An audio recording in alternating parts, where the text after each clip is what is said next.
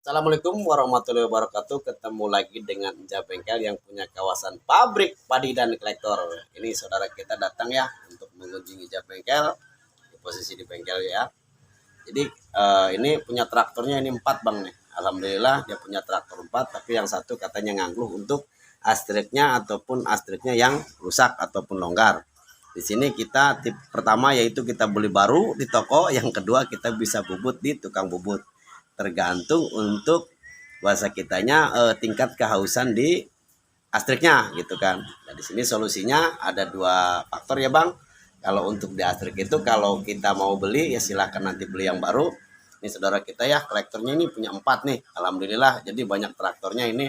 Jadi waduh Bang, kata yang satu traktor saya yang di sawah itu yang satunya ya apa namanya astriknya nggak naik oli katanya habis. Nah di sini nanti kita akan bongkar di lapangan. Sementara tips saya kalau untuk di astrik itu tergantung kita nanti mau pakainya, apakah kita mau beli baru ataupun nanti kita akan bubut. Oke, tips saya ini untuk menunjukkan astrik yang rusak. Nah ini satu contoh astrik RD85 yang habis. Jadi di sini kita lihat astrik RD85. Nah ini. Jadi astrik 85 ini astrik kolektor RD85 yang tipe S ataupun Kubota. Nah di sini kita lihat untuk di tengah ini untuk metal jalannya memang habis gitu kan. Nah ini kalau ditunjuk kita habis. Jadi ini memang kendalanya di kekurangan oli. Masa kita untuk kontrol olinya kurang. Jadi di olinya kita tidak naik gitu. Makanya di sini astriknya hancur. Yang kedua untuk transparan oli ini namanya. Kalau bahasa kita ini pitring ya. Jadi untuk transparan oli yang di sini, transparan oli yang di sini untuk memasok oli masuk ke astrik gitu kan. Memang ciri oli itu memang kita lihat dari kontrol olinya. Jadi di Kubota itu memang ada kontrol oli. Apakah di situ sudah biru atau merah gitu. Kalau merah memang kompoli tidak naik. Jadi kalau biru itu naik. Jadi tip kita memang ini harus dioproses karena kita tidak punya alatnya, kita lari ke tukang bubut. Kalau bahasa kita nanti dibawa ke tukang bubut.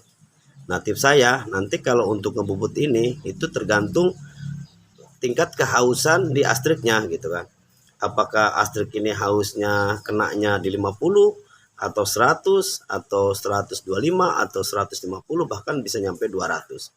Jadi posisi metal jalan yang akan kita beli di toko itu memang ada dari mulai standar, oproses 25, oproses 50, 75, 100, oproses 125 dan 150 bahkan terakhir ada yang mungkin oproses 200. Nah di sini tergantung kehabisan di astriknya. Nanti kita akan selip di bengkel bubut gitu kan, dimana saja mungkin kalau di tukang bubut memang ini kalau nyelip begini memang harusnya di bubut-bubut terbesar gitu kan, bubut-bubut yang mesinnya alatnya lengkap. Jadi bukan bubut-bubut kecil gitu kan, maaf ya. Jadi kalau untuk nyelip astrik namanya ini nyelip ya, bukan bubut. Jadi nyelip astrik. Nah di sini kalau kita bawa ke tukang bubut untuk astriknya, jangan lupa sampai kita bawa stang sernya untuk memasang di posisi astriknya ini apakah sudah nyetel atau belum. Jadi kalau sudah bagus, di sini kan kita bawa stang sehernya ataupun metalnya kita kena oproses berapa, nanti kita bubut, jangan lupa bawa stang sehernya ke tukang bubut. Setelah ini bagus kita cek dari ininya. Nih namanya pin piston. Jadi pin piston ini termasuknya bos pistonnya apakah bagus atau pin pistonnya apa bagus atau enggak gitu kan. Nah di situ kita cek juga gitu. Inti karena untuk komprehensi, karena kalau di diesel itu ini bahasa kita goplak ataupun dia longgar, ini tidak akan cepat hidup gitu kan. Menurut pengalaman saya di luar, kalau di astrik ataupun di stang ser itu dia goplak gitu kan, longgar, bahasa kitanya longgar, itu di mesin susah untuk hidup gitu kan. Jadi kalau hidupnya lama gitu kan. Jadi itu tips saya dari Enja Bengkel. Jangan lupa kalau untuk ngebubut astrik RD85 di sini kita harus bawa stang sehernya gitu kan.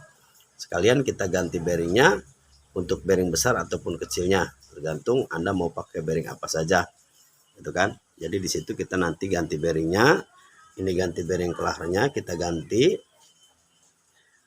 untuk ganti yang baru supaya suaranya enak gitu kan. Untuk pitringnya kita ganti, itu tips saya aja. Kalau untuk ngebubut astrik itu kita jangan sampai lupa bawa setang sehernya ke tukang bubut, jadi dipresnya langsung di sana untuk hasilnya maksimal ataupun bagus.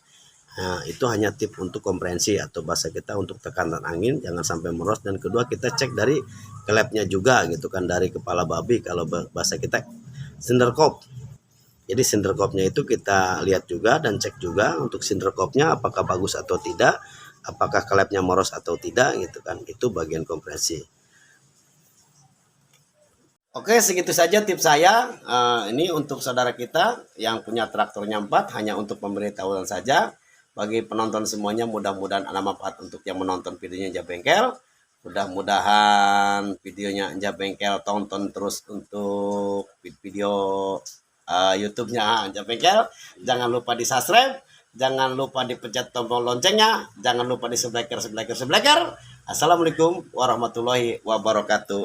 Anja Bengkel.